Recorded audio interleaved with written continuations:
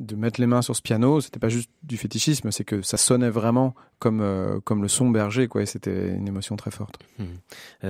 On parle de William Scheller à l'instant. Il apparaît dans votre film, vous en parlez à un moment donné.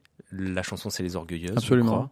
Ouais. Est-ce que vous pouvez me rappeler à quel moment du film vous êtes amené à parler des Orgueilleuses? En fait, ça fait la transition entre une séquence avec Vincent de Dienne qui formule l'idée d'un moment comme ça de lycée ou de collège, je sais plus. Enfin, il le dit pas d'ailleurs, donc pas que je lui redemande exactement quand c'était. Je dirais plutôt collège, où il croit qu'il va avoir une histoire avec une fille, et puis que la fille le fait un peu mariner, puis il espère, puis finalement non, mais en fait peut-être.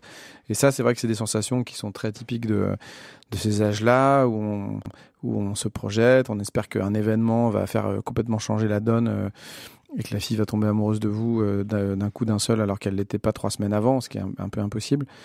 Et en tout cas, voilà, donc du coup, moi je lui réponds qu'il y a une chanson de Scheller qui m'a toujours fait penser à ça, qui s'appelle Les Orgueilleuses.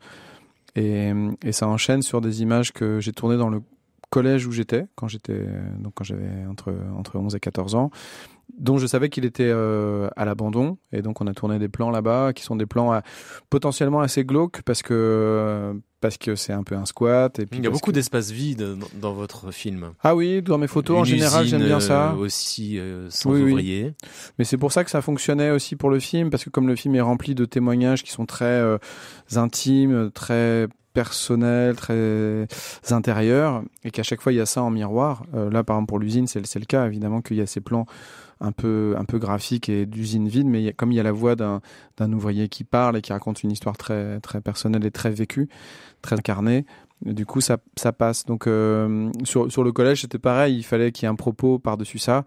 Les images seules, évidemment que ça fonctionnerait pas, mais avec tous les témoignages qu'il y a dans le film, ça passe.